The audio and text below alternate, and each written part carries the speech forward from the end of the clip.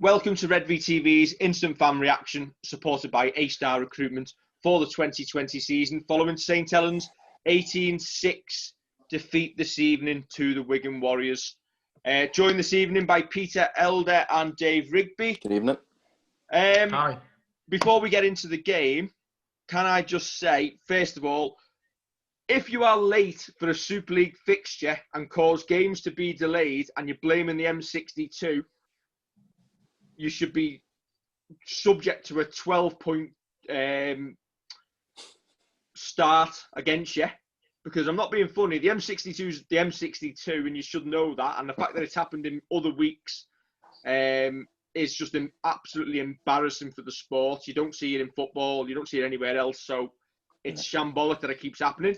And second of all, was it a good idea to play 4 games over 2 days in this weather at the end of October, and still expect to be able to see an expansive game? Very difficult. I mean, sorry, there you go. Yeah, very difficult, those conditions.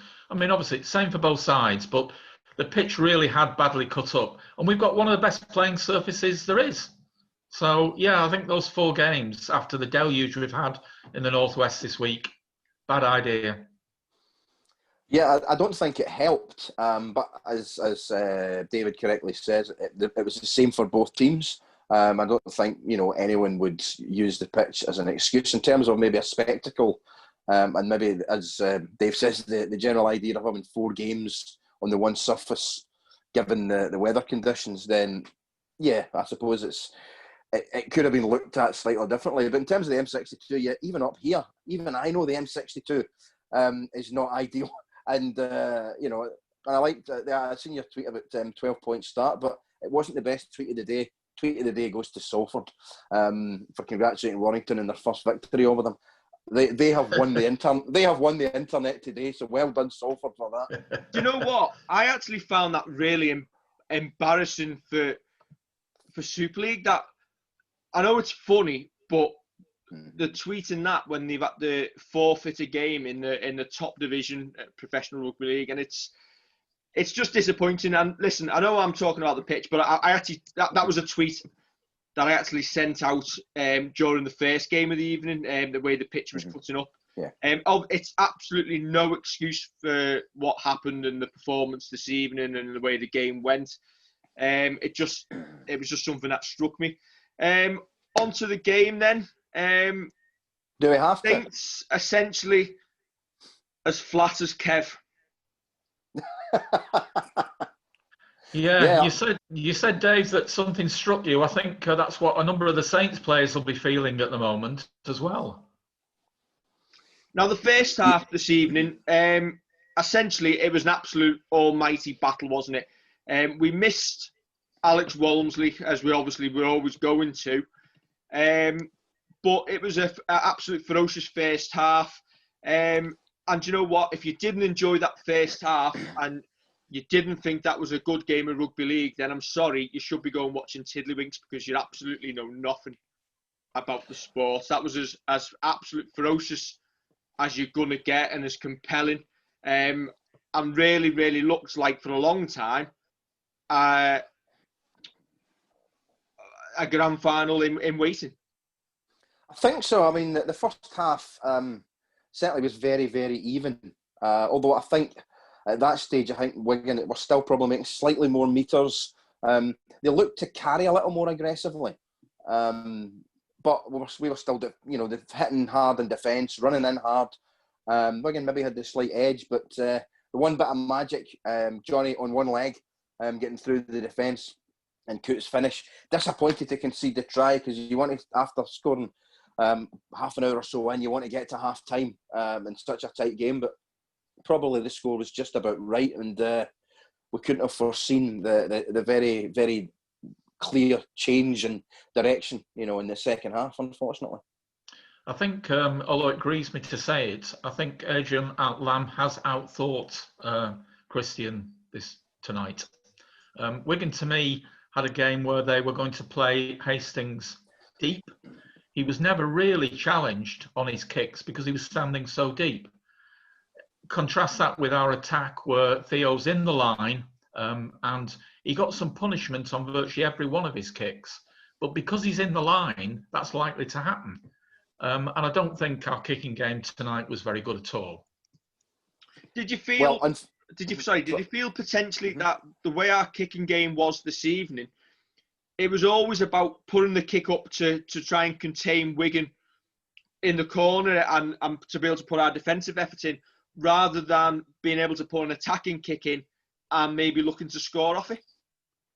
I think so. We spoke about that in the preview show. I think I mentioned I was worried about Wigan's kicking game, and it certainly was better than ours tonight, although it's probably is easier to have a better kicking game and control that when your forwards are making more meters and playing off the back of a pack that is not quite dominating, but is certainly on top of ours.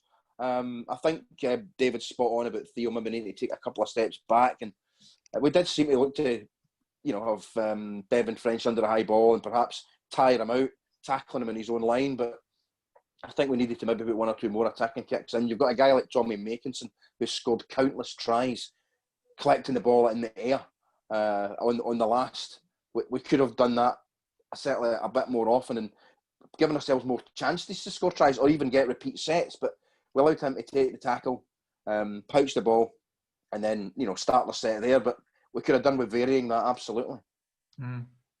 I thought for the second game in a row, we've given away a try off the back of a failure to play the ball correctly. Yeah. We had Dom on the game at Salford, and then again Regan, who, for all the other things, defensively played really well, I thought. But 2 errors to play the ball, and then when he didn't feel the ball correctly and it went out, probably has made him feel that he's not in a good game. But I thought defensively he stood up very well. Clearly Wigan were targeting him, and certainly were targeting that side with their kicks. You always felt this evening that second half, when Wigan scored that first try and took the lead at 8-6, if they were to score again, the game was going to be beyond us.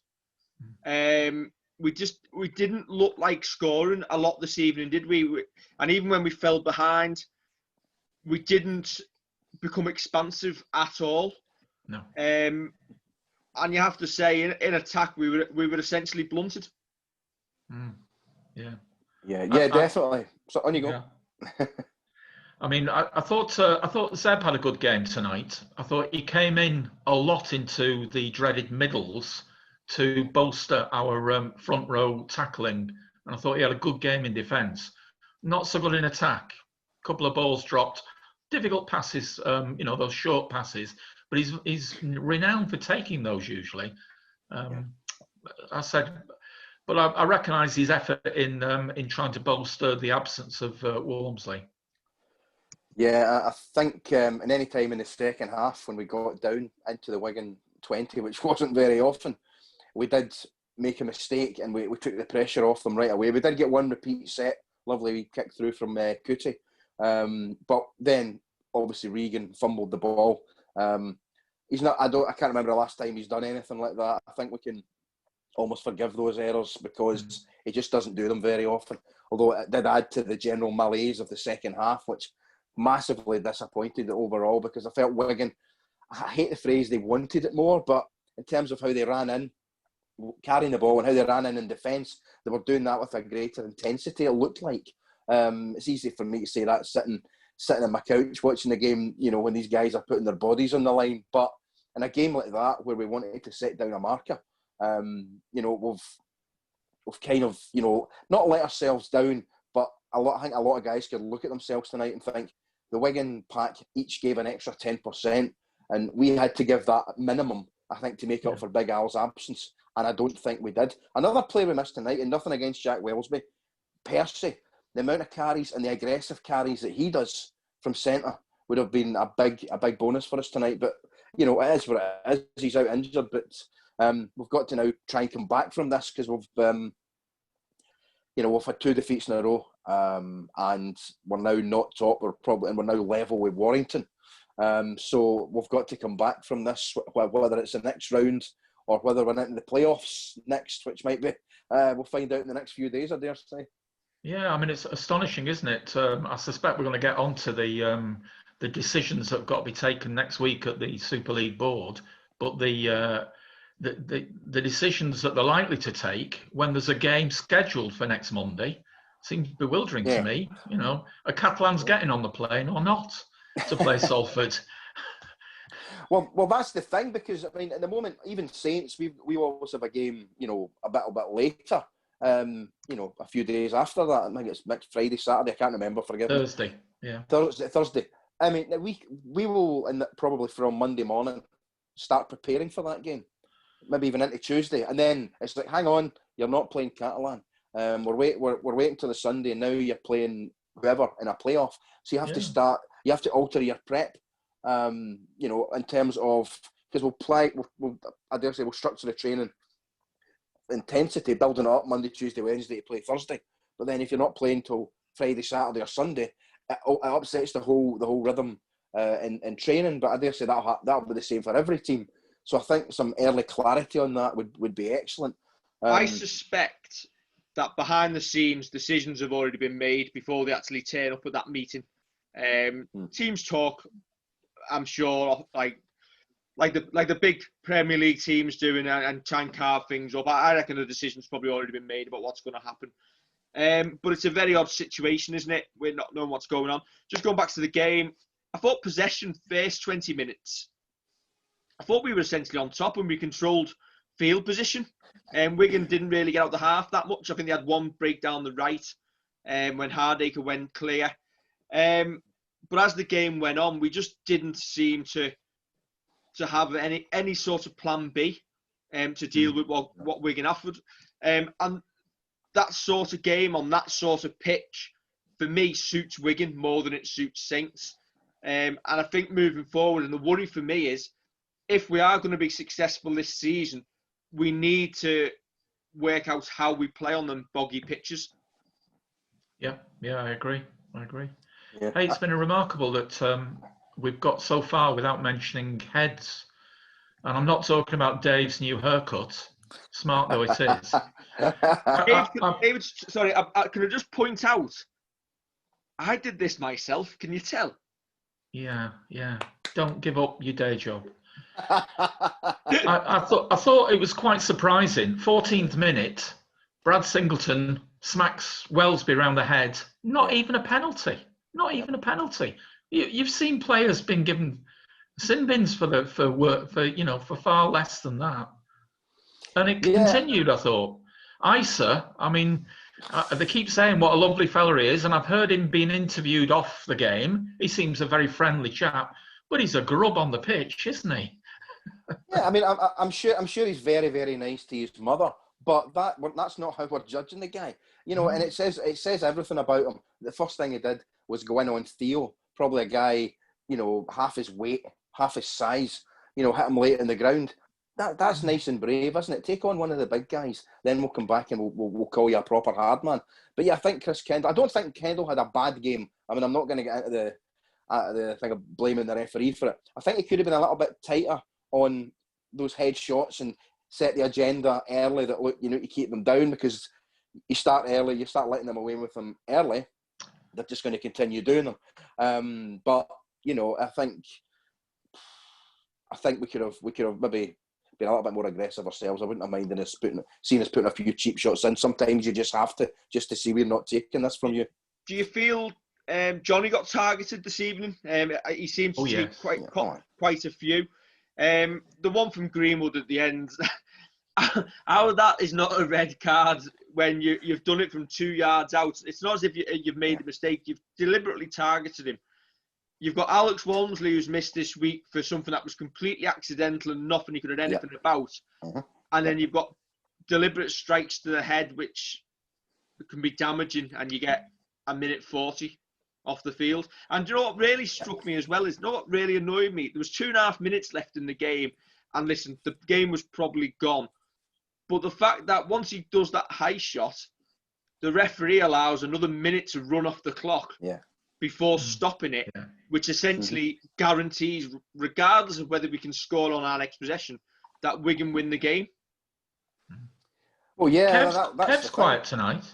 He is, yeah. I'm interested to see what Kev's opinion is on the game tonight. What do you think of that tonight? Well, Kev's opinion is too many errors in our own 30. And there was me thinking it was a beautiful segue into your tweets, Dave. I'll get on to them in a bit. Completions, not very good. I've substituted words there. Options, also not very good. And the forwards, not very good, bar one or two. That was his observations from the game. Yeah, I think Cardboard Kev's making a lot of sense there. So I think he should become a regular feature. He's, he's doing a grand job there in absence of real Kev. But he's almost as handsome as the real one as well. It looks lovely, quite sunny outside that stadium. Big time stuff. Yeah. I think can I make a heretic observation about Saints' probably best player again tonight, Bentley? Fantastic effort, particularly in defence. Absolutely astonishing. Much better than he is becoming a bit of a penalty machine. Now, I suppose for somebody who's put the number of tackles in, inevitably he's going to get some wrong. But he does seem to be the cause of most of the 6 agains that we do get against us. I said, it seems churlish to criticise him, but just needs to realise that just move away from that tackle when you've made it. Because I think referees are looking for him now. Yeah. I think he's established a little bit of a reputation of being a bit of a mitherer after the tackle's complete. Although the one he conceded in the second half, Chris Kendall was shouting, Joe, for Joe Burgess, as if play the ball. And then he gives the penalty to Wigan, which I don't understand. Surely if you're talking to the Wigan player to do something, the next action should have been his to correct the situation. I read it that Chris Kendall was still suffering that head knock from James Graham. He should have yellow carded himself. The one thing that got me was I think somebody was tweeted us in the first half, and I forget who you were, sorry, but basically saying that Chris Kendall, in the build-up to the Wigan first try, was telling Amor he was offside and to not get involved, and then Wigan then went and targeted that side. Does the referee shouting calls out essentially affect the play when teams know in that play who they can target in that line who can't get involved? 100%. I understand why they do it to an extent, but the referees shouldn't be coaching, because players should know that you have to be 10 metres back. Markers know they should be square. And as you say, Dave, it's an excellent point. If you're shouting at defence, the attack can also hear it. And as you pointed out brilliantly, they know then that Amor can't make the tackle, so just run through there. So, again, it didn't help. Obviously, it's the same for every team in every game. But I think they should do a little bit less coaching and let the players make the mistakes. The shout was, don't get involved. And then, to like one of the players, you're a bit slow there at the ruck. Well, give a penalty then. Don't talk to him on the run. Give the penalty. But, I think it's something that they could be a little less vocal, to be honest with you. Yeah, I agree with you, Peter. Yeah. We have some tweets coming up, I hope. Oh, these will be a fantastic read after tonight. Right, so we've got 9 minutes left on the video. So Gaz H starts us off with Joseph Paolo wouldn't get near the starting lineup of my lads team. He's right, because his lads team might be under 11, so he'd be too old. Correct. I agree with the man. Hey, listen, have you seen some of the lads in St Helens at 11? They've got beards. Yeah, and drinking habits and stuff, I imagine, yeah. Half a pint of mild before they go on the field with a stick. I'd have Payru in at centre instead of Wellesby. Bring Wellesby off the bench when and where needed. I'm not sure you're going to put Wellesby on the bench. I think you're probably going to go with a hooker, potentially to spell Roby before you do that. Nicholas Smith got drawn into an aggressive middle game tonight with most of the night without forwards, and we'll be back when it matters. Craig Eaton, the game's a farce. Well, the sport's a farce, really, at the moment. Gary Kelly, Pack always being too small, especially without Walmsley and Thompson. Needs complete overhaul if Amor stays. Beyond the season, be amazed. I think Kyle Amor's got a contract for next year, I think, if you believe what's on the grapevine. I don't think Amor did any worse than anyone else, though, tonight. Cepho, we didn't seem to have any idea going forward. Attempts to drive up the middle all game. If it's not going to work the first 5 times, why stick it to all game? Kendall was awful. Helped him get on top and short of made. Not sure what Greenwood has to do to go off. I thought Kendall had a decent game, to be honest. I don't think we can point to the referee. No, I don't think he definitely wasn't the reason we lost. No, the fake Smudge, not the real Smudge, who gets drunk in the back of my car and doesn't clean his mess up. Thought it was the wrong tactics. After watching them put out a second team and they failed in the Challenge Cup, we do the same in the Salford game. Wrong message. With no Al, we still tried to win the middle. We just need we just didn't use our best players. Learn from the Saints. Greenwood, you're an arse. Luke, it's taken them 2 years to beat us, so I'm not disheartened. And I think we'll have more than enough fire if we face them again. Ryan Davenport wants to bring back Justin Holbrook. French man of the match by far. Can tell you've never played the game. I think that's in response to the Sky commentary. I didn't think he was that good, to be honest. I thought we contained him really well. The one break that he went and scored on was from a pass that was miles forward. Indeed. Yeah, it was indeed. Huh? Paul Caswell thought it was an odd second half. Didn't think Don played enough. How did Paolo get near the 17? Sadden thought it's some wolf up, obsessed with the forwards, obsessed with winning that battle, trying to dominate. I feel the conditions just weren't suitable for us this evening, and maybe that's been a problem for Saints the last few years. Barry didn't think it was very good in general, not enough go forward and rely too much on Walmsley. And Marcus thought it was a soft performance and not very good tactics to summarise. John thought it was a brutal game. John said he thought I was the Joker the other week, so I'm not John's mate. I do read your tweets. Bert Bridge I don't feel as though the lads aren't trying. It's the tactics for me. You can get into the arm of some Wigan of all teams. I think we'll have to cop this one. Hopefully he learns from it. Carmel thinks we lost our way in the second half. A forward pass leading to the try and the definite red. Conor Mack hopefully giving us the kick up the arse we need for the finals running. And Paul Pritchard is where that beat Wigan at all cost mentality shoots us in the foot. I think Bryce thought it wasn't good enough. Ian Smith, Greenwood was fair to 4-5 shot but unpunished. Again, wrong tactics from Kay Prescott. If we put our side out against Salford and came away with a win, then we go into this game with a much better attitude. Anthony O'Neil sick of seeing everybody blaming the ref as usual. And a few more. We've got 5 minutes left before we get cut off. Now, very quickly, I understand the importance of beating Wigan. We all do when we all want to beat Wigan. Mm-hmm. But potentially, if you go and beat Salford on Monday with a full team, the result tonight doesn't affect the league table and the league leaders' shield. Did we fall into the trap of we're playing Wigan, we've got to win? I think it was probably because we had the game on the Friday and it was just the quick turnaround. We could have gone, half and half if you like. Played, rested half for Salford and then half tonight. But then even if we'd beaten Salford on Monday and we'd still had half a team if you like tonight, people would have said, well, why didn't we play our full team against Wigan? It's one of those that you're damned if you do, if you're damned if you don't. I didn't necessarily disagree with making the changes, although as we discussed on the preview show about the Salford game, if we had maybe a more experienced half, I think that might have been a difference. Although I sound like Kieran Cunningham saying that, don't I? I think, listen, as somebody said there correctly, 2 years since Wigan have beat us. We've got to learn from this. We've got the other members of the pack have got to learn. We can't just rely on Big Al to make the meters and then you have the next carry and look great on the back of that. These guys have got to take the responsibility themselves. We've got enough experience out there with enough talent. And I think Wigan looked more aggressive, showed more intent, and I think made less errors.